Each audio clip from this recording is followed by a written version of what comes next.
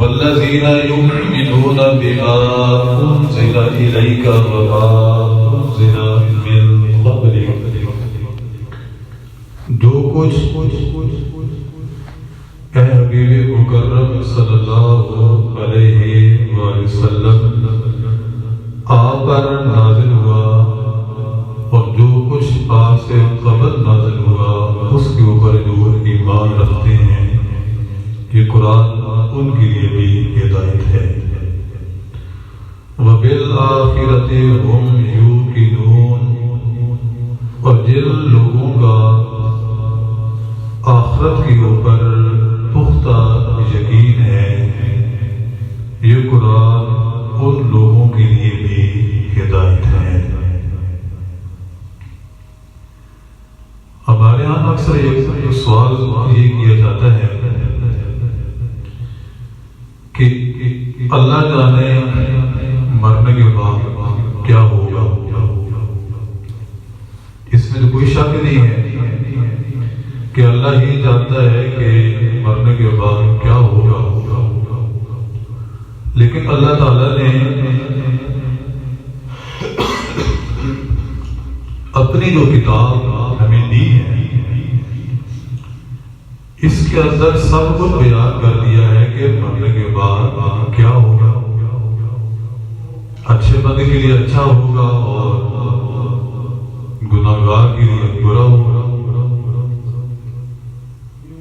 اس میں کوئی ایسی بات نہیں ہے کہ جو پوشیدہ ہے، جو اچھا ہے اس کے لیے اچھا اور جو برا ہے اس کے لیے برا ہی ہوگا۔ تو ساری باتیں جو اللہ تعالیٰ نے اپنی اس کتاب کے اندر جو ہے وہ بیان کر دی ہے۔ اب یہ قرآن کا یہاں سے آغاز ہو رہا ہے، تو پہلے جو صفت اللہ تعالیٰ نے بیان کی ہے کہ یہ قرآن ہدایت ہے کن لوگوں کے لیے کہ جن کا غائب کے اوپر ایمان ہے۔ آگے تو سارا قرآن الف لام میم سے لے کر والناس تک سارا قرآن ہی ہے، لیکن پہلی جو صفت ہے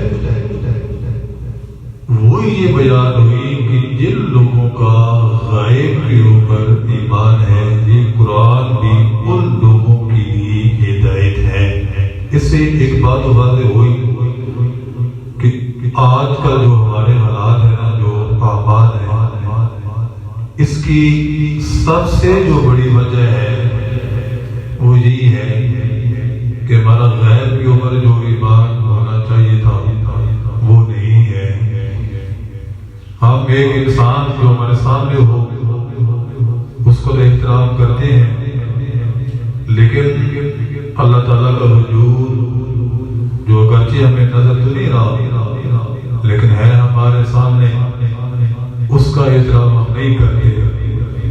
وجہ وہی پہلی الذین یؤمنون بالغیب، کہ ہمارا غیب کے اوپر ایمان نہیں ہے۔ اگر غیب کے اوپر ایمان ہو تو پھر ہمارے یہ اعمال بھی ایسے نہ ہو۔ اب جہنم کے اندر جو عذاب کی کیفیات ہے وہ ہمارے سامنے تو نہیں ہے، لیکن ہے یہ جو غیب کا معاملہ ہے، چونکہ ہمارا غیب کے اوپر وہ پختہ ایمان نہیں ہے، اس وجہ سے ہم جہنم سے ڈرتے نہیں ہیں۔ جنت کی جو کیفیت، اس کا جو حسن و جمال، وہ بھی ہماری نظر کے سامنے تو نہیں ہے، لیکن ہے۔ اللہ کے رسول نے بتایا ہے کہ وہاں کیا ہے، وہاں کی زندگی کیسی ہے، لیکن چونکہ ہمارا غیب کے اوپر ایمان پختہ نہیں ہے، اس وجہ سے ہمارے پھر اعمال جو ہے نا وہ صحیح نہیں ہے۔ اگر ان پہلے 5 آیتوں کے اندر ہی غور کیا جائے تو دو کام جو کرنے والے ہیں، نماز اور زکوٰۃ، یہ متقی لوگوں کی سب سے بڑی صفت ہے کہ وہ نماز بھی قائم کرتے ہیں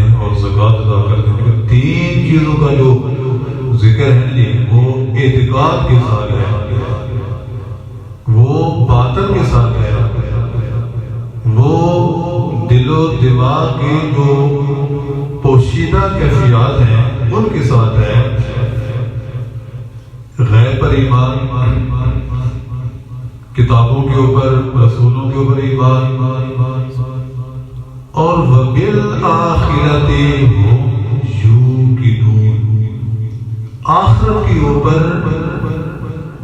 پختہ یقین، صرف یقین نہیں، پختہ یقین ہے اگر آخرت کے اوپر، تو تین چیزوں کا جو تعلق ہے نا جی، وہ اعتقاد کے ساتھ ہو گیا، ذہن کے ساتھ، دو چیزوں کا تعلق جسم کے ساتھ ہو گیا، ظاہر کے ساتھ۔ ایک تو سے یہ بات معلوم ہوتی ہے کہ جب تک آپ کی جو دماغی قلبی کیفیت جب تک آپ کی صحیح نہ ہونا، درست نہ ہو، اس وقت تک بندہ جو ہے نا وہ عمل نہیں کر سکتا۔ اسی وجہ سے پورے قرآن کے اندر اگر آپ مطالعہ کریں نا جی، ان الذین آمنوا وعملوا الصالحات، یہ جو آیت ہے نا یہ بے شمار دفعہ قرآن مجید کے اندر آئی ہے۔ تو پہلے ایمان کا ذکر ہوتا ہے اور بعد میں اعمال کا ذکر ہوتا ہے۔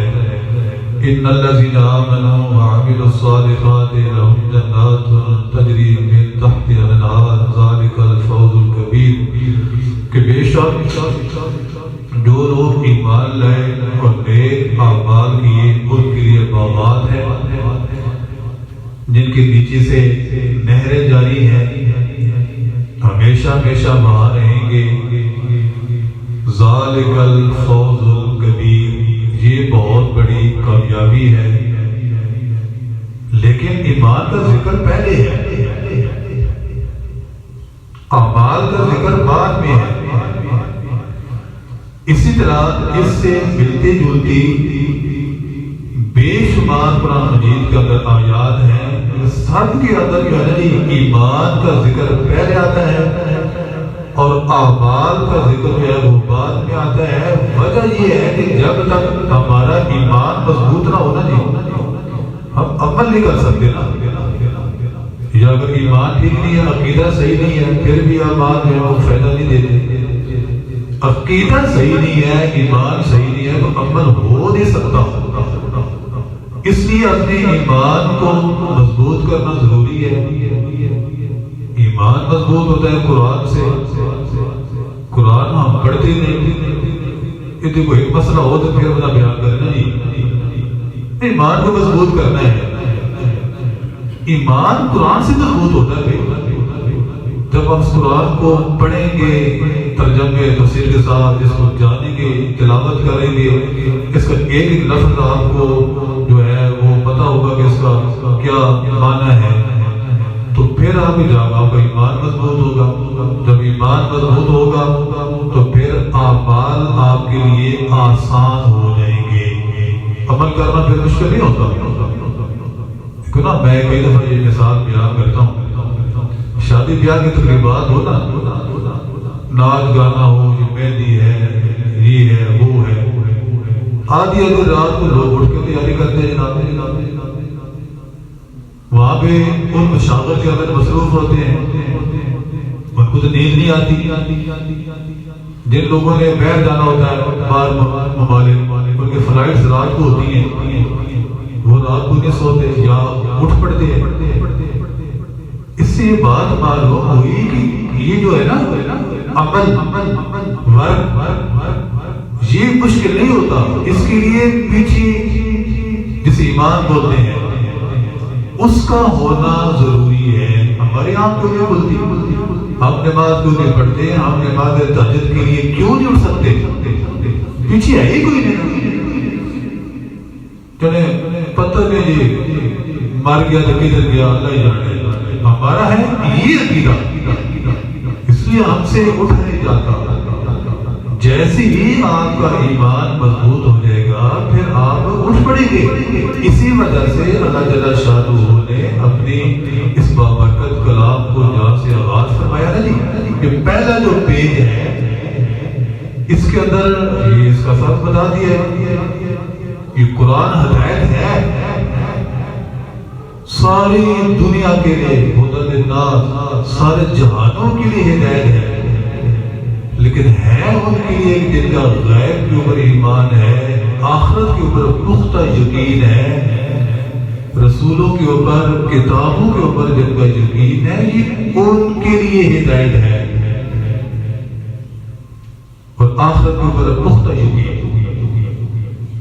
موت کو کتنا اپنے قریب سمجھے۔ حضور علیہ السلام سے سوال کیا نا، یا رسول اللہ صلی اللہ علیہ وسلم، ایک بندے اور موت کے درمیان کتنا فاصلہ ہے؟ ہمارے تو بہت لمبے لمبے پروگرام ہیں جی، بڑے لمبے لمبے منصوبے ہیں، وہ پروگرام ختم ہی نہیں ہوتے جناب۔ حضور علیہ السلام نے فرمایا کہ جتنی آنکھ چھپنے کی دیر ہے، جتنی دیر مطلب آنکھ یہ مار لیتے ہیں، آنکھ جھپک لیتے ہیں، اتنا بندے اور موت کے درمیان فاصلہ ہے۔ اب یہ فرمان اللہ کے رسول کا ہے، اللہ کے رسول کا فرمان جو ہے نا وہ کبھی غلط نہیں ہو سکتا، حق ہے، حق کی طرف سے آیا ہے۔ اچھا آپ مجھے یہ بتائیں، یہ جو بندہ آنکھ جھپکتا ہے اس میں کتنی دیر لگتی ہے؟ بندے اور موت کے درمیان اتنا فاصلہ ہے، اتنی زندگی ہے آپ کی میری، اور پروگرام ہم نے بڑے لمبے لمبے۔ اچھا اگر یہ بات سمجھ ہو نا، پیچھے انسانیت کی تاریخ دے کر دیکھ لیں، پیچھے اب یہ سن 2023 جا رہا ہے، 1923 پہ آیا ہوگا، 1823، 1723، 1623، 1523 پہ آیا ہوگا، 1400، 1200، پیچھے چلتے جائے۔ وہ لوگ زندگی گزاری نا، ان کی زندگی تو لمبی تھی، 500 سال تک بھی تھی، 1000 سال تک بھی تھی، 1100 سال تک بھی، کسی کا کوئی نام و نشان۔ آنکھ جھپکنے کی دیر جو ہمارا یہ فاصلہ ہے نا جی ہمارا اور موت کا، یہ ہے زندگی۔ اس زندگی کو سمجھنے کے لیے ان زندگی کو سمجھنا۔ اچھا ایک بات اور بھی ہے، کبھی آپ نے سوچا ہے یہ بات، چلو ابھی تو ہم زندہ ہیں، سلامت ہے، ایک وقت وہ ہوگا نا کہ جس وقت آپ موت کی کیفیت میں ہوں گے، موت کا فرشتہ آ جائے گا، اقدام ہونا یہ نہیں ہونا۔ اس چیز کو اگر ہم کبھی نظر میں رکھیں نا تو عمل کرنا مشکل نہیں ہوتا ہے، ہماری زندگی سمجھ سکتی ہے، لیکن ہم ان چیزوں کو نہیں دیکھتے، ہم دیکھتے ہیں دنیا کی چیزوں کو، اور اسی لیے سختی سے منع فرمایا کہ وَلَا تَمُدَّنَّ عَيْنَيْكَ إِلَىٰ مَا مَتَّعْنَا بِهِ أَزْوَاجًا مِّنْهُمْ زَهْرَةَ الْحَيَاةِ الدُّنْيَا لِنَفْتِنَهُمْ فِيهِ۔ یہ جو ہم نے لوگوں کو دنیا کا معلوم بتا دیا نا جی، اس کی طرف آنکھیں پھاڑ پھاڑ کے مت دیکھیں، دنیا کی طرف اور دنیا کی چیزوں کی طرف تو دیکھنے سے سختی سے منع کر دیا گیا ہے۔ لِنَفْتِنَهُمْ فِيهِ، یہ تو ہم نے ان لوگوں کو آزمائش میں ڈالا ہوا ہے، آزمائش ہے کیا، تو دیکھنا کدھر ہے؟